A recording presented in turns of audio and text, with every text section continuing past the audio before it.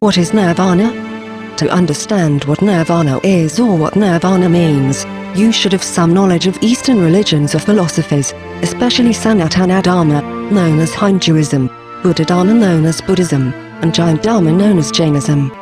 This word, Nirvana, is used commonly in all the three religions, but with different interpretations. Before we begin the discussion, let us look at the literal meaning of Nirvana, which is a Sanskrit word. Literally speaking, Nirvana means blowing out or putting out or extinguishing a lamp or fire.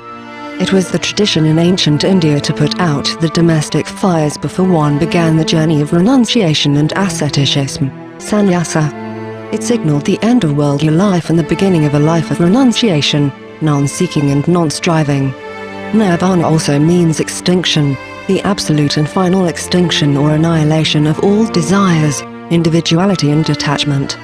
Nirvana was thus an appropriate word to describe the existence of an ascetic who stopped cooking food, keeping fire and subsisted on what nature provided as a discarded material, until he extinguished his body through slow starvation and, in the end, life itself. In philosophical spiritual terms, Nirvana signifies the end of such an austere effort.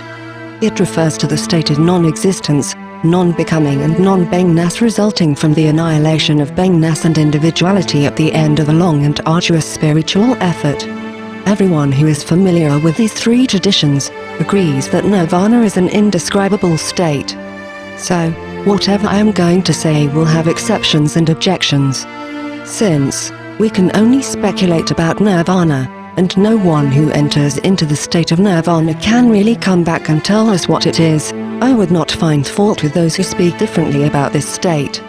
At the most fundamental and universal level, there are primarily two phenomena: existence and non-existence. They are also called real and unreal, the manifested and the unmanifested, beingness and non-beingness.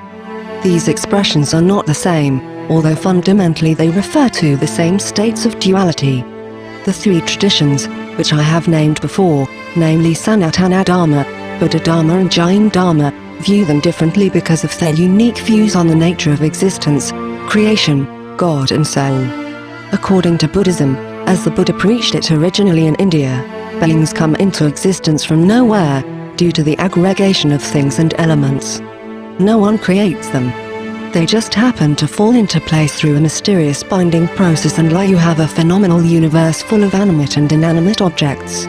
Thus existence, beingness, personality manifests from a state of emptiness, sunya, or non-existence or nothingness through a process of aggregations. Once they come into existence, beings begin to desire for things and indulge in seeking and striving, which results in further aggregation, accumulation, karma, bondage, delusion, births and deaths. Through desires, beings are subjected to the process of becoming, being, change and further becoming.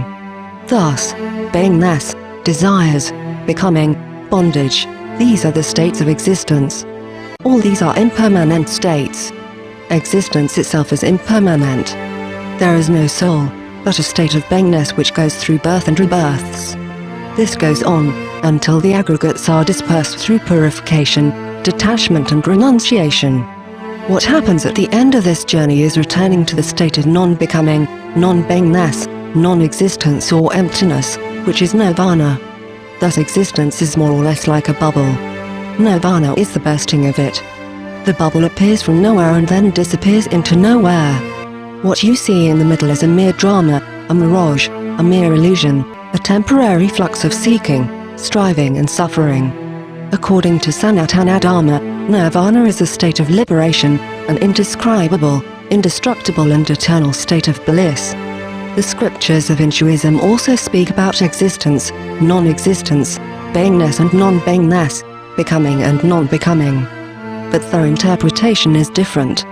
They view these as the dualities of one eternal principle called Brahman, who is extolled in the Vedas as the highest, universal supreme self. This Brahman largely remains unmanifested. Then, a part of him wakes up or comes into existence and becomes subject to becoming and being. The Vedas hint that this happens because of the stirring of a primal desire, the desire to be, to have, to become and to enjoy.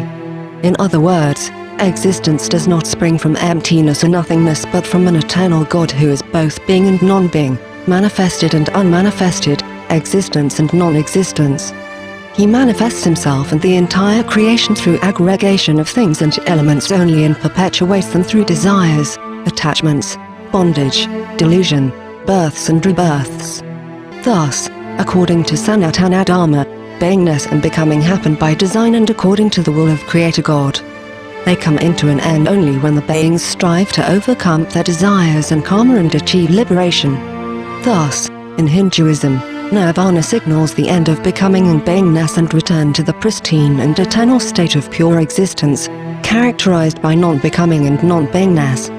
Jain Dharma also recognizes the dual states of existence, non-existence, beingness and non-beingness, becoming and non-becoming, but view the entire process in individual terms as the states of individual souls in varying states of bondage and liberation.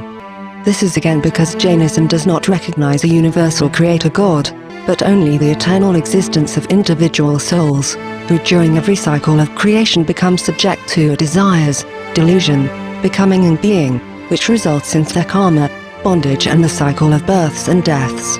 When beings manage to arrest these processes, through self-purification and intense austerities, they return to their original, pristine eternal state of aloneness and remain in the highest sphere of the universe as pure souls. Thus, Nirvana in Jainism signifies the state of aloneness, kaivalya, awareness, liberation and purity. Thus we have three fundamental views of Nirvana. 1. Nirvana, emptiness, nothingness, a state of non-becoming and non-beingness. 2. Nirvana, an eternal and independent state of non-becoming and non-beingness. 3. Nirvana, an independent, lonely and liberated state of non-becoming and non-beingness. The Buddha wanted his followers to experience Nirvana rather than debate and speculate about it. He largely remained silent about its nature. Therefore we do not know whether the state of Nirvana is also a state of pure consciousness and all-knowing awareness. However, according to Hinduism and Jainism, the state of liberation is characterized by both these also, namely pure consciousness and all-knowing awareness.